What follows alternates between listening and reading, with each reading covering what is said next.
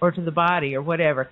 So that, each psychopath can be formed or made from a different set of genes, even if they are very, very much alike. And that's why you have a whole distribution curve of psychopathy, where you have, at the very small end of the bell curve, you have the ones who end up in prisons, and then the vast majority of them are just like the blue collar and white collar criminals. And then at the other end, you have people like people who get into power.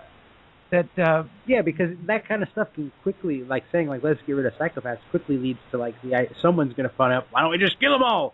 That's just the eugenics argument. That wouldn't work. I mean, it would be a horrible situation. You'd end up having. They would actually infect that kind of system themselves because that's what they're good at. But you can't. You can't predict it. You can't look at somebody and say, oh, you're going to produce a psychopath, because it's genetic recombination. It is, in a certain sense, a little bit random. Two people with the greatest consciences in the world can produce a psychopath. Let's face it. It's not something that you can't get rid of it. You have to learn to cope with it and deal with it in a humane way. You can't become a psychopath to deal with psychopaths. It's not a fight fire with fire type of situation. It's you need to become smarter and not believe the lies and learn how to detect the lies and educate yourself against them. And start looking at your life in terms of not being right, but being good. Be a good person. Try to do good things. You're not going to always do it. There's good, there's evil, and there's the specific situation that determines which is which. Exactly. Harrison, have you any comments? I think that pretty much sums up my views on the topic. Okay. Black sheep, have you? Well, I think we've done this topic for this week.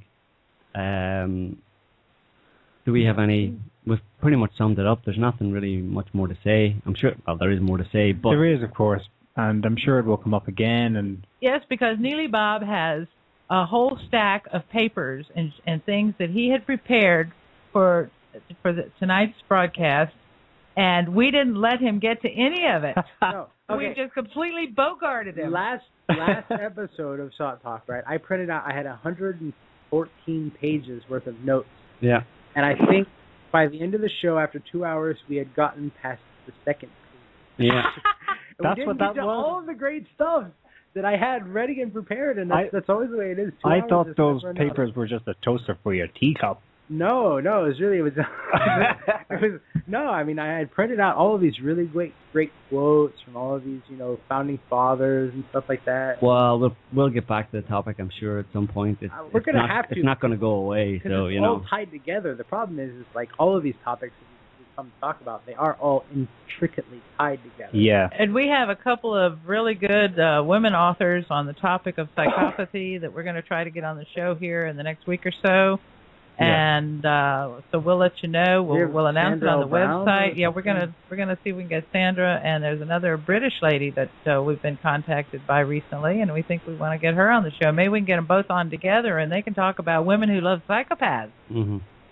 And this actually, yep. Can I interrupt? I want to just read a quote from William March's book, The Bad Seed. Because this ties into some of the things that came up in the calls, especially Lisa's last call. And I think it just kind of sums up some of the things we're talking about. Now, The Bad Seed was made into a pretty good movie, so you can check that out too. But this is what he says. He says, good people are rarely suspicious. They cannot imagine others doing the things they themselves are incapable of doing. Usually they accept the undramatic solution as the correct one and let matters rest there. Then, too, the normal are inclined to visualize the psychopath as one who is as monstrous in appearance as he is in mind, which is about as far from the truth as one could well get. These monsters of real life usually looked and behaved in a more normal manner than their actually normal brothers and sisters. They presented a more convincing picture of virtue than virtue presented of itself, just as the wax rosebud or the plastic peach seemed more perfect to the eye, more what the mind thought a rosebud or peach should be than the imperfect original from which it had been modeled. Yeah, I mean, that's a really tremendous quote, and it comes back to this whole idea that you got to keep harping on, which is basically that these people wear a mask. And they wear a mask their entire life, so they're very good at having this mask, which is why you need, a bunch of people with this 360-degree view of a person, and you also need to work out the social problems that prevent you from having that. The divisions in society, keep preventing people from talking to each other, the divisions in social groups, this fear of being seen as a gossip or something like that. That these things are like instilled in people to prevent them from talking about, so-and-so pulled me into a corner and told me this about you, and is that true? And people are afraid to, go and talk about it. But that's how they work. They work in dark corners whispering things. They're not these bold, gun-toting, let's go kill everybody type of people. That's not the psychopath. The psychopath is like the soccer mom that's destroying the PTA. I mean, that person's more of a psychopath than the famous soldier who charges on the battle line. Well, I don't know. George Bush said, "Bring him on," and he had on his flight suit when he said it. Yeah, but I mean, come on.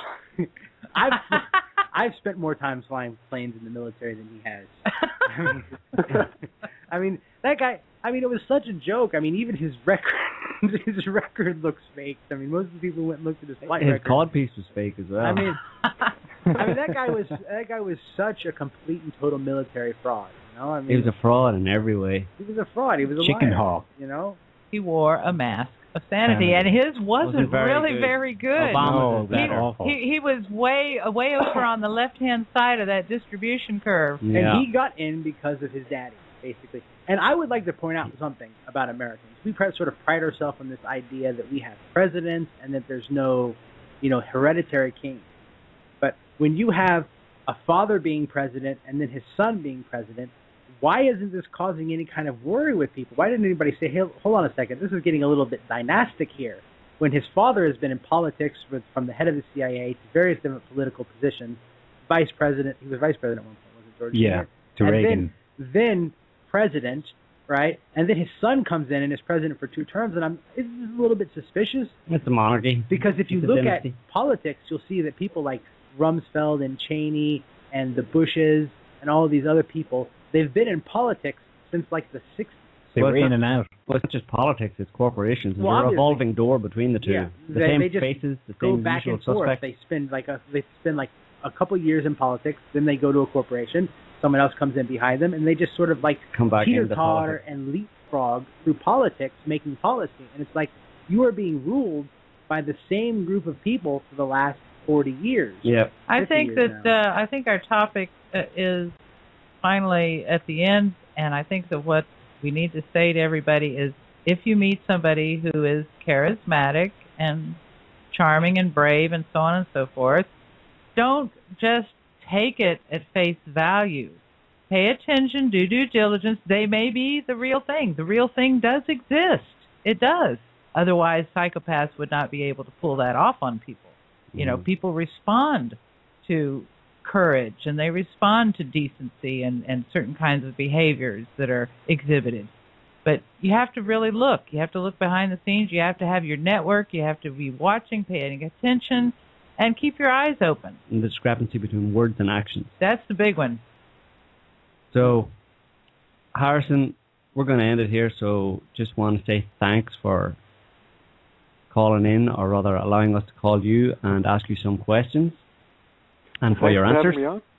Is it cold over where you are? It's actually fairly warm, just about 4 degrees below Celsius yesterday. So that's cold. Fairly warm. Freezing. That's cold.